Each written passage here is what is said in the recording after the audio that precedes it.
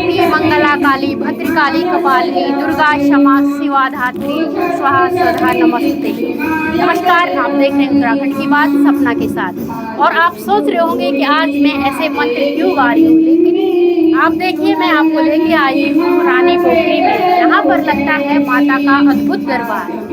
माँ वसु सिद्धि गुरु माता जी के दरबार में आपको ले आई हूँ। तो आप सभी पर भी माँ की कृपा बनी रहे, ये हमारी शुभकामनाएं हैं। उत्तराखंड बात के लिए आपका भी स्वागत है, बहुत बहुत धन्यवाद। दिल से आभार व्यक्त करती हूँ। मैं वसु सिद्ध गुरु माता बद्रीनाथ धाम वाले ज्वालपदेवी दरबार नागा गेट रानी पोखरी 7 नंबर गली से सभी भक्त जनों पे बाबा केदारनाथ की कृपा बनी रहे और बाबा बद्रीशाल की कृपा बनी रहे और महागौरी की और ज्वालपा मैया की कृपा हमेशा आजीवन बनी रहे। जयकारा शेर वाली दाबो सच्चे दरबार की। यहाँ इस दरबार का विशेष चीज़ें जो है उसके बारे में मैं बताने जा रही हूँ कि जैसे कि यहाँ पे एक सर्वप्रथम जैसे नशा का हो गया था, बहुत ज़्यादा नशा का हो गया था, तो कम से कम ज़्यादा फेंकना नहीं आता मुझे, पर 800-1000 लोगों का नशा तो मैंने छुड़ा ही दिया है यहाँ पे, वो भी अपने घरेलू नुस्खे से। तो क्योंकि देवी देवता हर जगह में, हर जगह हमारा देव उत्तराखंड है, होना ही है, हर जगह होना है हमारा सनातन धर्म चलाने के लिए। लेकिन यहाँ पे विशेष जो है, कई चीज़ें विशेष हैं यहाँ पे, जो इसका अद्भुत चमत्कार भी हैं और विशेष चीज़ भी हैं। जैसे कि यहाँ पे नशा छुड़ाया, जो नशा मुक्त केंद्र जाके भी नहीं छुट पाया। मैं ऐसे नहीं बोलती कि मेरा कोई ऐसा नहीं है कि मैं कोई दवाइयों का कोई, वही अपना जो घरेलू है उसे करती हूँ। और क्या कहते हैं, जो मतलब एक तो वो नशा मुक्त का हो गया, एक यहाँ पे जैसे निर्धन कन्या, जैसे सामाजिक कार्य जो होता है, निर्धन कन्याओं का जो विवाह होता है, जो असमर्थ है, यहाँ पे मैंने ऐसे भी देखे कि जैसे कन्या के लिए दोनों पक्ष से असमर्थ थे, तो मैंने वर वधू का यहाँ पे विवाह संपन्न करा, जो कि आपने वीडियो में भी देखा होगा, वीडियो के माध्यम से भी देखा। कोई मनगढ़ंत कहानी नहीं है। तो अभी तक मैं यहाँ पे जब मेरा भवन बना तो 2-2.5 साल के अंदर 11 विवाह कर चुकी हूँ मैं, और 12वां विवाह जो नहीं कर पा रही हूँ, तो थोड़ा सा मेरा भवन अधूरा है। अभी भवन बनना तो थोड़ा सा मेरा हाथ और बजट टाइट हो गया, तो इस कारण मैं नहीं कर पाई हूँ। फिर आगे करूँगी, अगले साल पूरा फिर है, वेटिंग में लगे हैं बच्चे, सेवा में लगे हैं, होगा उनका भी। तो 2 काम तो ये हो गए। और सबसे मेन विशेष चीज़ ये है कि कहते हैं ना कि दरबार के आगे पीछे माता रानी का दिनचर्या क्या होगा, तो उसमें दिनचर्या मेरा ये है कि मेरे 3 गौ माता हैं, ठीक है।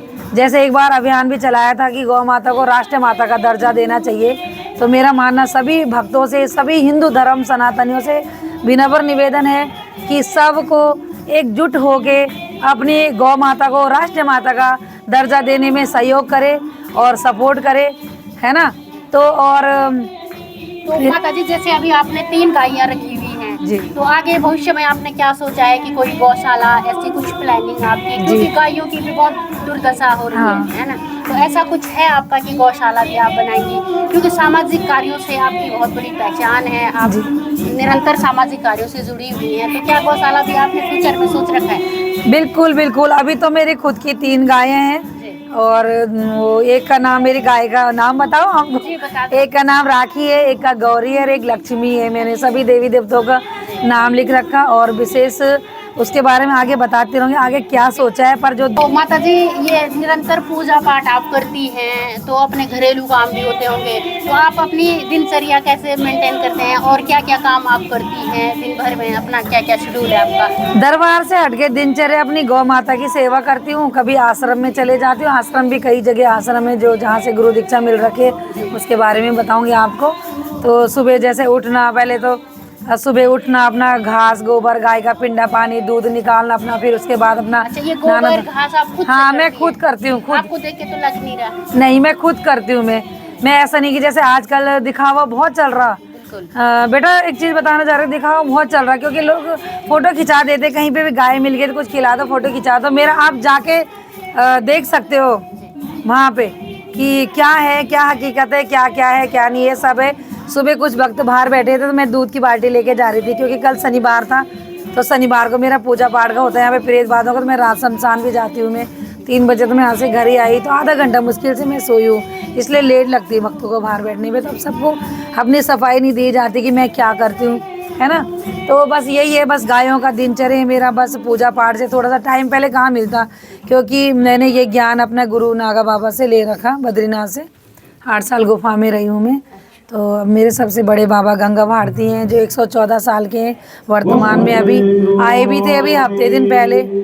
तो बस यही है। तो माता जी एक सवाल है जो मेरे मन में भी घूम रहा है कि आप तो, आपकी एज इतनी ज्यादा भी नहीं है, लेकिन फिर भी इतनी मतलब इतनी आस्था कैसे आपकी, कैसे जागृत हुई आपकी इतनी बड़ी आस्था, इतनी बड़ी भक्त आप कैसे बन गई? आस्था तो जी देखिए, आस्था तो ये थी कि बचपन से मुझे माता रानी से बहुत लगाव था। ये जो ज्वालपा देवी है मेरी मैथ की भगवती है। पहले मेरी दादी पे आती थी, फिर मेरे पिताजी पे आती थी, और पिताजी तो अभी हैं ही, फिर अब मेरे पे ये माता रानी आती है। तो जब मैं 7 साल की थी तब से मेरे पे आती थी, पर मैंने इस माता रानी का सच बताऊं तो नहीं करा कि अपना पढ़ाई लिखाई बस आगे बढ़ते रहे। लेकिन जब 2007-8 में विपदा आई, बहुत बड़ी विपदा आई, कि जो चीज़ मैं बता नहीं सकती हूँ, क्योंकि मैं इतनी भावुक हो जाऊंगी कि मुझे पीछे बैकग्राउंड में जाना नहीं है। बहुत परेशानियों में आई, बहुत परेशानियों में आई। उसके बाद मुझे बद्रीनाथ जाके जो मुझे गुरु मिला नागा बाबा, उनकी शरण में गई, और बद्रीनाथ धाम की शरण में गई 2008 में और 9 में। तब से मैंने मतलब सोच लिया था, फैमिली थी, गृहस्थी सब थी, पर सोच लिया था कि बस मैंने अब ये जीवन त्यागना है, संसारी जीवन, और बद्रीनाथ की चरणों में रहूंगी, और बाबा नागा बाबा की चरणों में रहूंगी, और अपना शीश झुकाऊंगी वहीं। बस उसी बाबा जी से मुझे प्रेरणा मिली, ध्यान करो, साधना करो, सिद्धि करो, तपस्या करो। पर मैंने एक चीज़ देखी कि जो बाबा बद्रीनाथ के चरणों में है वो कहीं नहीं मिलेगी। जैसे सुनने में आया कि आपका जन्मदिन भी है, तो जन्मदिन की भी आपको बहुत शुभकामनाएं। तो जन्मदिन पे आप क्या खास करने वाली? जन्मदिन में देखिए, जन्मदिन वैसे मेरा 13 जनवरी को आता है। तो आप लोग सभी जान रहे होंगे कि 13 जनवरी को मैं कुंभ में जा रही हूँ, मैं प्रयागराज में जा रही हूँ। तो इस कारण से भक्त लोग सब तैयार, उत्साह हो रखा था कि माता रानी का जन्मदिन है। तो मैंने आज बुला रखा है, जो आस्था वाले भक्त हैं, तो इसलिए मैंने आज बुला रखा। तो थोड़ा भक्तों को थोड़ा सा यहाँ पे उत्साह मनाएंगे, यहाँ पे उत्सव, तो इसलिए हमने आज करा। वैसे 13 जनवरी को ही आता है मेरा। ये उत्तराखंड देवभूमि यूं ही देवभूमि नहीं कहाई जाती है। माता रानी का इतना बड़ा चमत्कार के बावजूद देखिए, माता जी के व्यवहार में देखिए इतना मधुर इनका व्यवहार है। तो सचमुच में जिन पे ईश्वर की कृपा होती है, ऊपर वाले की कृपा होती है, तो ये साक्षात उदाहरण है माता जी। तो माता जी बहुत बहुत धन्यवाद आपका। जी, आप लोगों के बहुत बहुत धन्यवाद। और मैं माता रानी से हमेशा प्रार्थना करती रहूँगी कि आपका भी जीवन सुखमय हो, पूरी लाइफ अच्छी खुशहाली आए, रिद्धि सिद्धि आए, धन धान्य और अखंड सौभाग्यवती, पुत्रवान हो, अनवान हो, धनवान हो बेटा।